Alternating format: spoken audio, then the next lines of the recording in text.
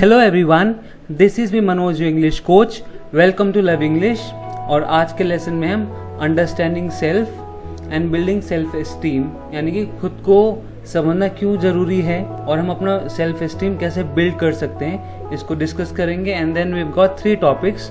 Concept of self awareness, self awareness क्या होता है। Second is understanding your self esteem, self esteem को हमें समझना क्यों इम्पोर्टेंट है और सेल्फ एस्टीम क्या होता है, and how can we understand the self esteem. And the third point is setting up high self esteem, मैं अपना जो सेल्फ एस्टीम है उसको मैं हाई कैसे कर सकता हूँ। इन सब टॉपिक्स को आज हम डिस्कस करेंगे। Now let's get started. Understanding self and building self esteem, खुद को समझना और जो सेल्फ एस्टीम है उसको मैं कैसे बिल्ड कर सकता हूँ, उसको हम डिस्कस करते हैं। So we have one question. First question here. Why is being self-aware important to our lives? हमारे ज़िंदगी के लिए सेल्फ अवेयरनेस इम्पॉर्टेंट क्यों है, खुद के बारे में मुझे जानना इम्पॉर्टेंट क्यों है, उसको हम डिस्कस करते हैं। If we become increasingly self-aware, we can begin to see and interpret everything in ourselves, others, and lives in a balanced way, thereby giving us more options on how to overcome, handle, succeed and deal with them. अगर मुझे मेरे बारे में ज़्यादा पता चलेगा कि मेरी क्या कैपेबिलिटी है, मैं अच्छे से चीज़ों को देख सकता हूँ, समझ सकता हूँ, जो भी मेरे अंदर है, जो भी दूसरे लोगों के अंदर है, और मैं अपनी लाइफ को बैलेंस वे में जी सकता हूँ। और इसके साथ ही साथ मेरे पास बहुत सारे ऑप्शंस होंगे। कोई भी ऑब्स्टिकल, कोई भी मेरे पास कोई बाधा आ रही है, उसके मैं ओवरकम कर सकता हूँ, उसको मैं दूर कर सकता हूँ, और उन जो सिचुएशंस हैं, डिफ़िकल्ट सिचुएशंस, उनको मैं हैंडल कर सकता हूँ। सक्सीड का मतलब होता है कि हमें किसी चीज़ में विजय प्राप्त हुई है, यानी कि उस सिचुएशन को मैं जीत सकता हूँ और उनके साथ मैं डील कर सकता हूँ, अगर मैं अपने बारे में, अगर मुझे पता है कि मेरी कैपेबिलिटीज़ क्या क्या हैं। और इसके साथ साथ we have knowledge of what we are capable of, और मुझे साथ ही साथ ये भी पता चलेगा कि मेरी जो क्या क्षमता है, मैं क्या क्या काम कर सकता हूँ। We have an understanding of what causes problems and how to resolve them. इसके साथ ही साथ मुझे ये अंडरस्टैंडिंग भी पता चलेगी कि जो प्रॉब्लम है, जो समस्या है, उनकी जड़ क्या क्या है और उनको मुझे रिजॉल्व कैसे करना है, अगर मुझे सेल्फ अवेयरनेस के बारे में पता है, मुझे मेरे कैपेबिलिटीज़ के बारे में पता है तब। Define your self esteem. अब हम देखते हैं कि जो सेल्फ एस्टीम एग्जैक्टली होता क्या है। It is something totally personal and only you are in control of it. तो सबसे पहले यहाँ पे जो सेल्फ एस्टीम है टोटली पर्सनल होता है, सभी लोगों का अलग अलग सेल्फ एस्टीम होता है और सेल्फ एस्टीम को हम ही कंट्रोल कर सकते हैं। It can be expressed as a person's evaluation of his or her self worth. और इसको हम ऐसे भी कह सकते हैं कि जो सेल्फ एस्टीम होता है वो हर एक पर्सन का, हर एक व्यक्ति का एक एवेल्युएशन होता है, वो खुद एक एवेल्युएट करता है, वो खुद की जांच परखता है।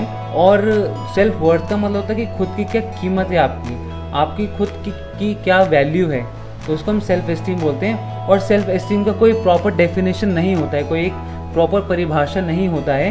And it is subjective in nature. It is the judgement of self and one's self image. और जो सेल्फ एस्टीम होता है वो खुद का एक जजमेंट होता है कि मैं उस टाइम के लिए क्या सोचता हूँ, क्या फ़ैसले लेता हूँ, और मेरी सेल्फ इमेज क्या है, मैं खुद के बारे में क्या सोचता हूँ, इसको हम सेल्फ एस्टीम बोलते हैं। हाई वर्सेस लो सेल्फ एस्टीम। अब हम ये समझने की कोशिश करते हैं कि हाई सेल्फ एस्टीम और लो सेल्फ एस्टीम क्या होता है। A person who is wholly satisfied with himself और her self experiences high self esteem. अगर कोई भी एक व्यक्ति है जो अपने आप से पूरी तरह से संतुष्ट है उस पर्टिकुलर टाइम पीरियड के लिए, तो हम ये कह सकते हैं कि उस पर्सन का उस समय के लिए हाई सेल्फ एस्टीम है। जो सेल्फ एस्टीम में लेवल है उस पर्सन का उस समय के लिए बहुत ज़्यादा हाई है। एक एग्जाम्पल ले लेते हैं हम। For example, the feeling when you have performed well in an exam and are able to find a suitable job. अगर आपने एग्ज़ाम में बहुत ही अच्छा परफॉर्म किया है, आप बहुत ही अच्छे मार्क्स लेके आए हैं और आपको एक अच्छी सी जॉब मिल जाती है, तो उस टाइम पीरियड के लिए जो आपका सेल्फ एस्टीम वो बहुत ही ज़्यादा हाई है। On the other hand, a lack of confidence due to certain situations results in low self esteem. और उसके उलट अगर मेरे में मेरा जो कॉन्फिडेंस लेवल है वो बहुत ही कम है, लैक का मतलब होता है कम। अगर मेरा कॉन्फिडेंस बहुत ही ज़्यादा कम है किसी भी सिचुएशन में, तो जो मेरा सेल्फ एस्टीम होगा वो ऑटोमेटिकली लो होगा। It is something which only you are aware of. तो हमने ये दोनों एग्जाम्पल्स में ये देखा कि अगर मैं किसी सिचुएशन में बहुत ही अच्छा कर रहा हूँ, कॉन्फिडेंस हूँ, मैं कॉन्फिडेंट है, मेरा उसमें बहुत ही ज़्यादा कॉन्फिडेंस लेवल मेरा हाई है, तो मेरा सेल्फ एस्टीम हाई होगा। और अगर कॉन्फिडेंस लेवल कम है मेरा और मैं उस सिचुएशन में किस तरह से रिस्पॉन्ड करता हूँ, तो ये भी बहुत ज़्यादा इंपॉर्टेंट है कि मैं उस सिचुएशन में किस तरह से रिस्पॉन्ड करता हूँ। अगर मेरा सेल्फ कॉन्फिडेंस लो है और मैं बहुत ही ज़्यादा नेगेटिव सोच रहा हूँ, तो उस टाइम के लिए मेरा जो सेल्फ एस्टीम वो लो है। Fine, so this is the difference between high self esteem and low self esteem. Now let's look at the state of mind. State of mind क्या होता है?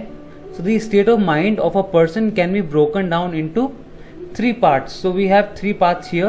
The first is thoughts, the second is physiology and the third is feelings or emotions. तो सबसे पहले thoughts you have, जो state of mind है, ये 3 चीज हमारे पास यहाँ पे। सबसे पहला कि thoughts जो मेरे दिमाग में भी चल रहे हैं, जो मेरे विचार जो चल रहे हैं। Second is feelings and emotions that you are experiencing, और जो मैं महसूस कर रहा हूँ अभी, या फिर जो मेरी इमोशंस है, मेरी माइंड में जो इमोशंस चल रहे हैं, या फिर जो मेरे इमोशन, जो मेरी भावनाएं हैं अभी, जो मैं इस टाइम एक्सपीरियंस कर रहा हूँ, ये सेकंड पार्ट है। And the third is your body state, physiology. तो ये तीनों चीज़ मिला के मेरा एक स्टेट ऑफ माइंड को कॉन्स्टिट्यूट करता है, बनाता है।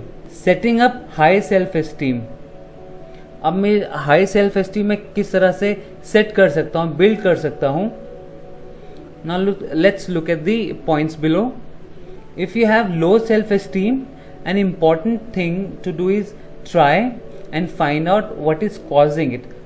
जब भी मुझे लगे कि मेरा जो सेल्फ एस्टीम है वो बहुत ज़्यादा लो है, तो सबसे पहला मुझे क्या करना है, मुझे ये समझने की कोशिश करनी है कि कौन सी चीज़ है जो कि मेरे लो सेल्फ एस्टीम का कारण है।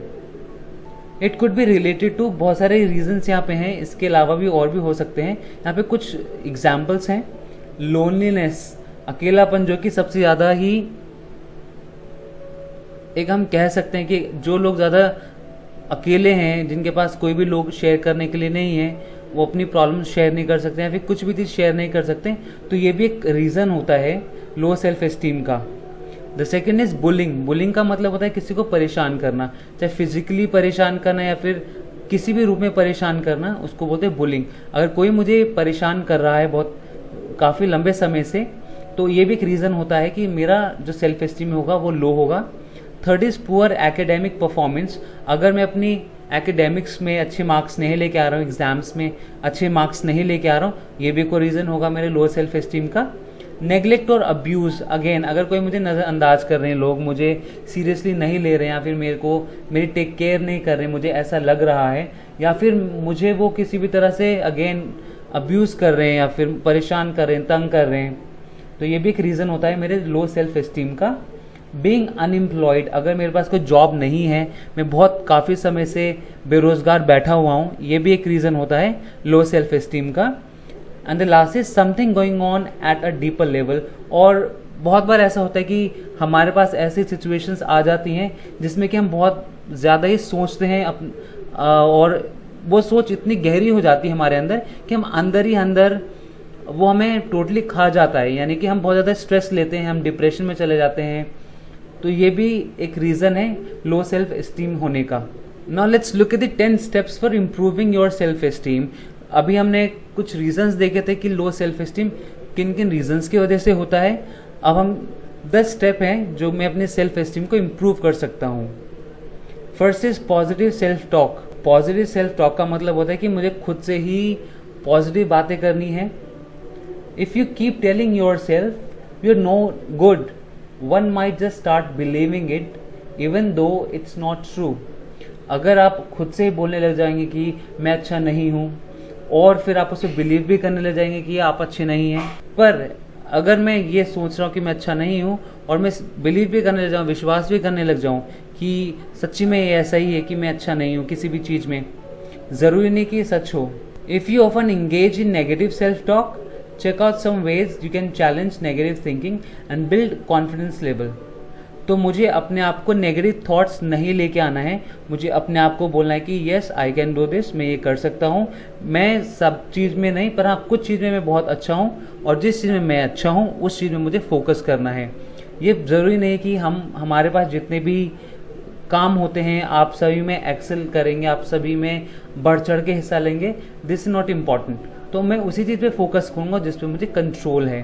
तो मुझे अपने आप को पॉजिटिव चीज़ मुझे बोलनी है खुद से। Second is don't compare your self to others. मुझे अपने आप को दूसरों से कंपेयर बिल्कुल नहीं करना है। It can be tempting to measure your own worth against other people. बहुत बार ऐसा होता है, हम टेम्प्ट हो जाते हैं। टेम्पटिंग का मतलब होता है किसी भी चीज़ को करने के लिए आप बहुत ज़्यादा ललायित हो जाते हैं। टेम्पटिंग हम जिसको बोलते हैं, हम बहुत बार ऐसे सिचुएशंस आती हैं जहाँ पे हम अपनी लाइफ को दूसरे की लाइफ से कंपेयर करते हैं। Fine, so what if your friend is awesome at tennis. यहाँ पे एक एग्जाम्पल है कि मेरा जो फ्रेंड है वो टेनिस में बहुत ज़्यादा अच्छा है। Find out what your niche is. हमें नीश का मतलब होता है एक फील्ड, वो फील्ड जिसके अंदर मैं बहुत ही ज़्यादा अच्छा करता हूँ। Everyone is great at something, और सभी ना, और हर कोई व्यक्ति का एक अपना नीश होता है। जरूरी नहीं है कि सभी लोगों को सभी चीज़ में महारत हासिल है। आप अपना नीश चुनिए, आपके फ्रेंड का नीश अलग होगा। उसको हो सकता है उसको कुकिंग अच्छी तरह से आती हो, आपका हो सकता है कि आपकी कम्युनिकेशन बहुत ही ज़्यादा अच्छी हो सकता है आपको साइकिलिंग बहुत ही ज़्यादा अच्छी आती हो, या फिर स्विमिंग आपको अच्छी आती हो। सो हमें अपने स्ट्रेंथ्स पे फोकस करना है, तो इसलिए हमें अपनी लाइफ को किसी दूसरे से कंपेयर नहीं करना है। The third is movement and exercise. Moving your body improves the mood. तो जितना आप अपने बॉडी को मूव करेंगे उतना ज़्यादा आपका मूड इम्प्रूव होगा। Maybe in the morning you can take a walk. आप पार्क में जा सकते हैं मॉर्निंग में, maybe in the evening you can take a walk. तो डेली एक ऐसा हमें टाइम निकालना है जहाँ पे हम एक्सरसाइज करें, अपनी बॉडी को मूव करें। मूव करने से क्या होता है, जो हमारा माइंड होता है वो रिलैक्स मोड में जाता है। जब रिलैक्स मोड में जाता है तो हमारी जो थिंकिंग होती है वो इम्प्रूव होती है, हम पॉजिटिव थॉट्स उसमें आते हैं अगर हम अपनी बॉडी को थोड़ा रिलैक्सेशन देंगे तब। Number 4, don't strive for perfection. Strive का मतलब होता है बहुत ज़्यादा कोशिश करना। तो ज़रूरी नहीं है कि मैं हर चीज़ में परफेक्टली तरीके से करूं। Great that you want to do things well, but keep in mind that perfection isn't realistic for anyone. ये बहुत ही अच्छी बात है कि आप चीज़ों को बहुत अच्छी तरह से करना चाहते हैं, पर आपको एक चीज़ दिमाग में रखनी है कि परफेक्शन पाना, 100% किसी भी चीज़ को अच्छे से कर पाना रियलिस्टिक नहीं है, ये असलियत बिल्कुल भी नहीं है। बहुत बार ऐसे केसेस होते हैं कि हम अगर 70% भी करेंगे किसी चीज़ को तब भी हमारा काम चल जाता है। अगर मैं हर चीज़ को 100% करने की कोशिश करूँगा और मैं ये बोलूँगा कि 100% से अगर नीचे मैंने किया तो मैं सैड हो जाऊँगा, तो आपको हर बार ही आपको फेलियर मिलेगा। तो आप हर चीज़ में 100% करने की कोशिश कर सकते हैं, 100% करने की, पर ज़रूरी नहीं कि आपको 100% रिजल्ट मिले, ऐसा पॉसिबल नहीं है। Number 5, don't beat your self up when you make a mistake. जब भी आप गलती करेंगे तो आप अपने आप को बीट नहीं करना है। आपको बीटने का यहाँ पे मतलब है पीटना। पीटना से मतलब है, वैसे बीट का मतलब है पीटना, बट यहाँ पे आपको अपना, जब भी आप कोई गलती कर रहे हैं तो आप सारा ब्लेम अपने ऊपर आपको नहीं लेना है। Everyone on planet Earth makes mistake. पृथ्वी पे सभी लोग गलतियां करते हैं। It is basic human nature, और ये ह्यूमन नेचर है ये। Why should you be any different. जब सारे लोग गलतियां कर रहे हैं तो मैं उसमें अलग तो हो नहीं सकता, क्योंकि मैं भी एक इंसान हूँ। When you stuff up don't stress. जब भी आप कोई गलती कर रहे हैं तो आपको टेंशन लेने की ज़रूरत नहीं है, तनाव लेने की ज़रूरत नहीं है। Just learn from it. गलतियों से सीखना है हमें और मूव ऑन करना है और आगे बढ़ना है। अगर मैं गलती को पकड़ के बैठ जाऊंगा तो मैं आगे भी नहीं बढ़ पाऊंगा और नेगेटिविटी ऑलरेडी आ जाएगी मेरे माइंड के अंदर। Number 6, focus on the things you can change. तो उन्हीं चीज़ों में मुझे फोकस करना है जिन चीज़ों को मैं चेंज कर सकता हूँ। There is no point wasting all your energy thinking about things that you can't change. उन चीज़ पे मुझे बिल्कुल भी टाइम वेस्ट नहीं करना है, एनर्जी वेस्ट नहीं करना है जिन चीज़ों को मैं चेंज नहीं कर सकता हूँ। Instead, think about some of the things that are in your power to control and see what you can do about those. और उन चीज़ों के बारे में मुझे सोचना है जिस पे मैं कंट्रोल कर सकता हूँ, जिनको मैं चेंज कर सकता हूँ। Number 7, do things you enjoy. वो चीज़ें करो जिसको आप इंजॉय करते हो, ज़्यादा आपको मज़ा आता है। This helps to think positively.